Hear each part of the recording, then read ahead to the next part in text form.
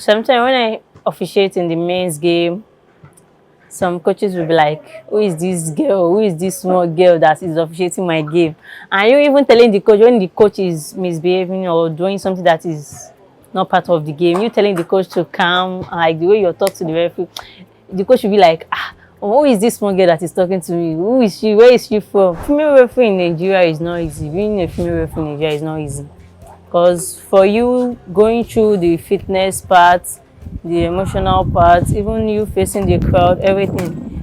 So you need to have confidence and you need to be sure of yourself when doing it. My name is Yusuf Gbemisola. I'm a football referee, I'm a student and also a fashion designer. I was born and brought up in Agege, Lagos, Nigeria. I studied human kinetics and health education. What inspired me to be a referee was that there was a day I saw some group of people jogging in the stadium because my mom sells in the stadium. So I saw a group of people jogging. So I asked my mom that who are they? And she was like, they were referees.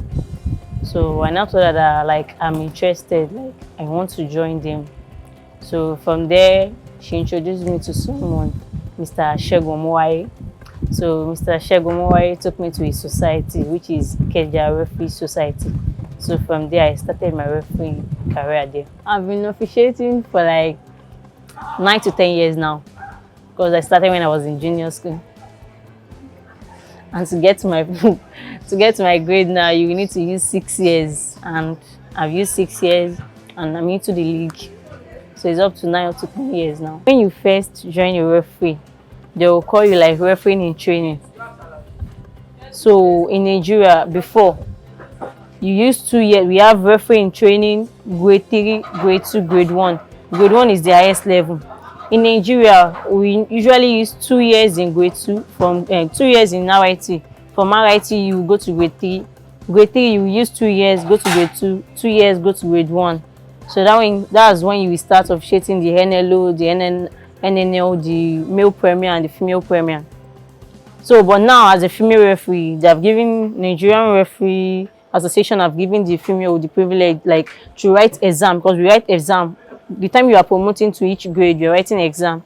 So they have given the female referee the privilege to write exam every year. So now a female girl has 3 years to become a grade 1 in Nigeria. But in my own set, I use 6 years before I get to grade 1. So from grade 1, if they see the ability in you, like they see maybe you are someone that they can project, they will give you the fever badge. Like they will look at you, you go for courses, and probably they will give you the fever badge. That's how it is in Nigeria. Once you got in the fever badge, you have the opportunity to officiate at any level, because fevers too have their levels. I think first you officiate in your zone, that's West Africa, that's the Wafu B or Wafu, any zone you are, but in Nigeria is Wafu. From there they will promote you get to Elite A. So FIFA Elite A are the people that officiate the World Cup, any other tournaments. The challenges that I face when it comes to officiating are like you facing the crowd, the fans, and you deciding in a few seconds in an actions. So everything is just so challenging, and it involves full concentration when you are doing it. I officiate in the male games and the female games. I did both. Sometimes when I officiate in the men's game, some coaches will be like, who is this girl? Who is this small girl that is officiating my game? And you even telling the coach when the coach is misbehaving or doing something that is not part of the game, you telling the coach to calm, like the way you talk to the referee, the coach will be like, who is this small girl that is talking to me? Who is she? Where is she from? Who is she? What level are you that you are doing like this to me? Why there are some people that they will encourage me, like you being a female and doing what men does. So they encourage with words and advice. There was one time like a coach misbehaved, like he talked to his player in an abusive words, which is not acceptable in football. So I just went to meet the coach and I tried to calm him. He was like, I should leave here. Like he was doing something that is like, he was telling me to get out of his front, something like that. So I gave the coach a red card. So he was like, "Who is this small girl? Where do you come from? I'm going to report you to your boss." Like, he was just talking to me just to demoralize my spirit then. But just normal thing, because football is an action game, so emotion games. So emotion is always into it sometimes. Anytime I have a game, what I usually do is that I go back to my loss of the game, because now we have the loss of the game on the phone. It's an app now. So I'll just log into the app, read some of the laws that I know is going to, no matter what is going to happen on the field. So I just go through it again, and when I get to the field, I try to concentrate. So anything I sounds for team A, I usually do it for team B. So it's going to be balanced, to make it balanced. So there will not be like the referee is partial or something like that. The female referee in Nigeria is not easy, because for you going through the fitness part, the emotional part, even you facing the crowd, everything. So you need to have confidence, and you need to be sure of yourself when doing it. So in Nigeria, some people think if you are fat, you can't be a female referee, or if you are short, you can't be a referee.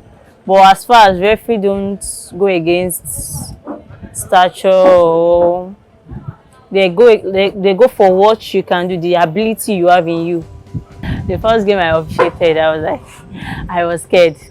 But later I was like, Gbemisola, because I was a footballer. So I was like, Gbemisola, so you have been playing this game.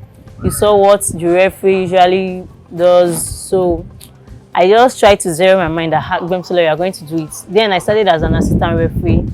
So I was like, it's just a basic learning, you taking a throwing, picking an offside. So from there I started being a referee. And I know that if this player kick me, it's a foul. While there are some kick, I know it is not a foul. So that's what I just try to apply to my game. Yeah, being a referee really impacts in my academic and my lifestyle, because like I said earlier, like I'm into sports related course. So sometimes when we are doing the practical class, my agility, my mobility, sometimes it helps, because there are some sports like if you are not into something sports, you can't do it. So it really helps, because the physical and agility parts. Now in Nigeria, we call referee is an hobby. Is when you get to a professional level, you turn into like a career and occupation, something like that. Because now I don't officiate every day. I just go for a match once in a while. So anytime I go for a match, sometimes I'll not be in school. Anytime I'm in school, I'll not go for a match. So it's not something that is casual. But when I get to the top level, like the level I am now, so I'll say it's my career. With the level I am now, it's a career for me. Because you can't say it's hobby that took me out of the country. So I can't say that it's hobby that took me out of the country for like 5 countries now. So it's a career for me. First traveling was Togo. I went to Togo for the CAF Wafubi school tournament. That was the qualifier. It was 2023. So I was selected to be part of the referees that officiated the main tournament in Tanzania. That was 2014, that was last year. So from there, I went to Egypt course. So I went to Egypt course, and from there, from the Egypt course, I went to CAF course. That was held in Cairo, Egypt. So from there, when I came back to Nigeria, I went to Ghana for Wafubi under 17 female tournament. So my expectation now is for me to just be focused in my academy and my refereeing stuffs, and give the best out of my refereeing stuff, to train well, because referee requires a lot of fitness. So I need to work on my fitness and work on my communication levels, because if you're a referee, you need to know how to speak some languages, different language. You need to know how to speak each example like French, Spanish, Portuguese. So I'll try to improve on that.